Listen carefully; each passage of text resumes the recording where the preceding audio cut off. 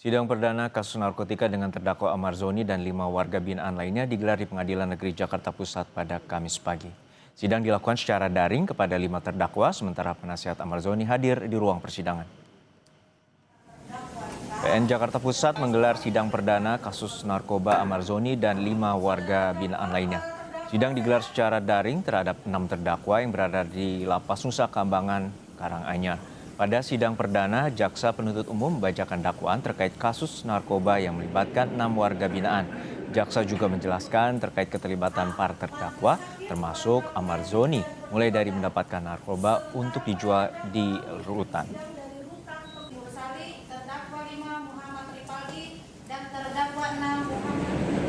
Bisa dengar kata-kata saya? Ya, Bu. Mulai, saya akan membacakan lampiran surat edaran Mahkamah. Terdakwa 1 diperintahkan menuju tangga tipe 3 Blok T untuk mengambil barang yang ditempel atau diletakkan di tangga tipe 3 Blok T yang berada di dalam bungkus rokok udara filter yang di dalamnya berisikan narkotika jenis sabu. Setelah berhasil mendapatkan narkotika jenis sabu, terdakwa 1 langsung membawanya ke kamar untuk dijual bersama-sama dengan terdakwa 2. Saya minta maaf kepada keluarga saya. Saya meminta maaf kepada masyarakat semuanya yang sudah kecewa sama saya. Aktor Amar Zoni yang sudah berkali-kali tersandung kasus narkoba kini menjadi penghuni lapas Super Maximum Security Nusa Kambangan di Cilacap, Jawa Tengah. Amar dinilai berisiko karena mampu menjadi pemasok narkoba di dalam lapas. Kejari Jakarta Pusat mengungkap dalam kasus terakhir Amar berjualan narkotika jenis sabu dan ganja sintetis saat menjalani hukuman di rutan Salemba. Kasubdit Kerjasama Direktorat Jenderal Pemasyarakatan Rika Aprianti menyatakan Amar Zoni merupakan warga binaan pemasyarakatan yang tergolong berisiko tinggi atau high risk. Amar juga melakukan pelanggaran berat sehingga ditempatkan di lapas dengan pengamanan super maksimum. Masuk kategori high risk ke lapas super maksimum Nusa Kambangan Karanganyar, dan seperti memenuhi persyaratan untuk Amar Zoni masuk dalam kategori high risk. Beberapa pelanggaran kasus narkoba yang sudah dilakukan yang sekarang juga masih dalam proses hukum dan terus berjalan. Jadi ini salah satu langkah tegas. Ditemukannya narkoba saat berada di lapas Salemba menjadi kasus keempat aktor Amar Zoni. Ia pertama kali ditangkap di rumahnya pada Juli 2017. Kala itu polisi menyita ganja seberat 39,1 gram sabu.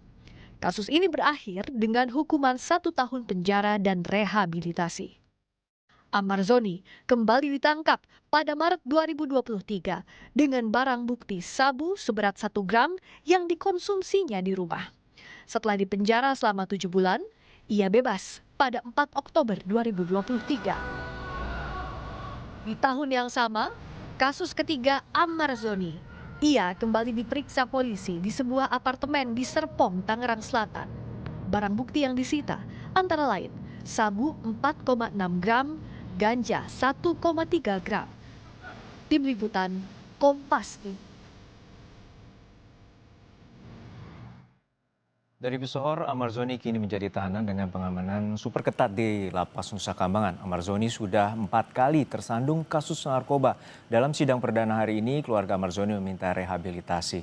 Soal kasus Amar Zoni, kita akan bahas bersama psikolog forensik Mas Reza Indragiri. Selamat petang, Mas Reza. Semoga sehat-sehat selalu. Mas Reza, bisa dibuka? Apa tuh, Mas? Lanjut, Mas.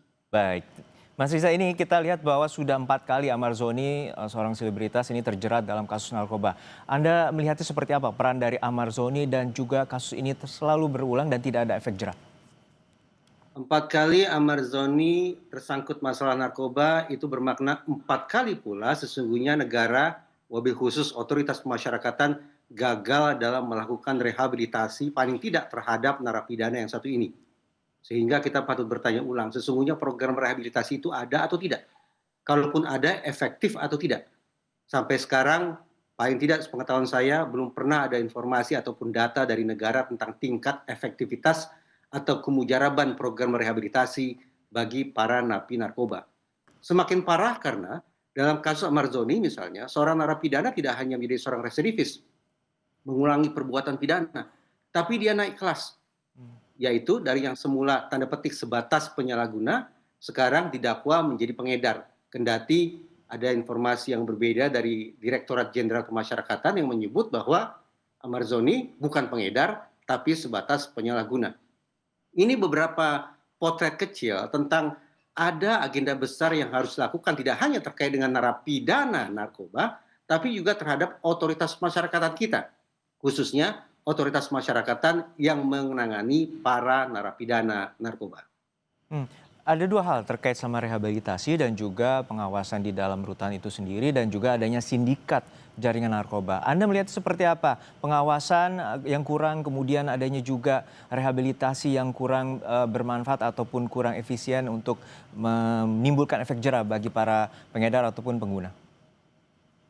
Sebetulnya kalau kita mau jujur sudah menjadi rahasia umum bahwa narapidana narkoba begitu masuk ke dalam penjara, dalam kurung lembaga pemasyarakatan, ternyata penjara tidak berhasil menjadi sebuah lingkungan yang steril. Apalagi lingkungan yang memiliki efek rehabilitatif bagi sang pesakitan. Justru saya khawatir bahwa Amarzoni merupakan contoh bahwa penjara sudah menjadi lingkungan kriminogenik. Yaitu lingkungan yang secara ironis justru melahirkan dan memapankan perilaku jahat narapidana. Ini sekaligus merupakan kritik lebih jauh terhadap ada dua model sesungguhnya yang menjelaskan mengapa kemudian seorang penyalahguna lagi-lagi menyalahgunakan narkoba. Pertama karena importation model, yaitu model perpindahan. Mereka yang sudah bermasalah di luar penjara masuk ke dalam penjara sebatas memindahkan masalah mereka. Dan yang kedua, model deprivasi. Bahwa orang-orang yang membawa masalah ke dalam penjara itu tidak juga dikenakan program yang memadai. Entah ada, entah tidak. Entah tepat sasaran, entah tidak. Itulah yang membuka ruang bagi para penyalahguna narkoba, yaitu napi-napi ini untuk sekali lagi tidak sebatas menjadi residivis, tapi juga naik kelas. Sehingga saya tandaskan ulang. Ini bukan semata-mata persoalan Amarzoni. Ini bukan semata-mata agenda pembenahan terhadap para narapidana. Tapi agenda besar yang harus menjadi perhatian adalah pembenahan terhadap rezim penegakan hukum kita, termasuk otoritas masyarakat. Artinya kalau keluarga meminta rehabilitasi ini untuk saat ini sudah sangat tidak tepat, begitu poin Anda?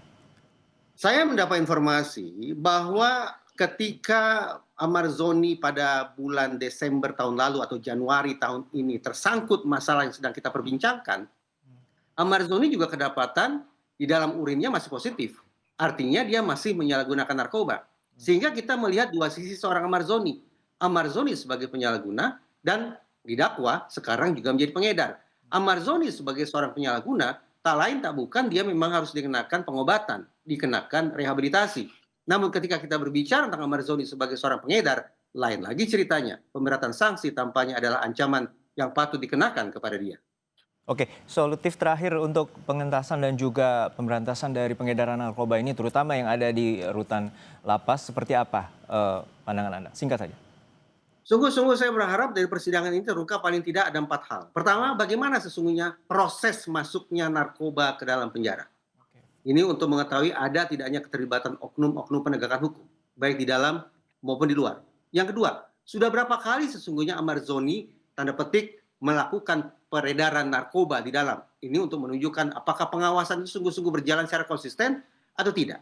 Yang ketiga, berapa besaran rupiah dalam bisnis narkoba di dalam penjara? Paling tidak yang dilakukan oleh Amarzoni. Ini untuk memberikan potret tentang seberapa jauh kemungkinan keterlibatan pihak-pihak lain dalam kejahatan yang berskala luas ini.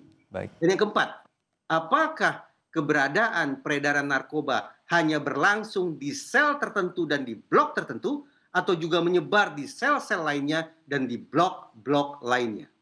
Baik, perlu penyelesaian yang menyeluruh dan juga pengentasan pemberantasan dari sindikat narkoba yang saat ini juga beredar di dalam rutan Salemba yang melibatkan pesohor Amarzoni. Terima kasih perspektifnya Mas Riza Indragiri, psikolog forensik telah berbagi bersama kami di Kompas Petang.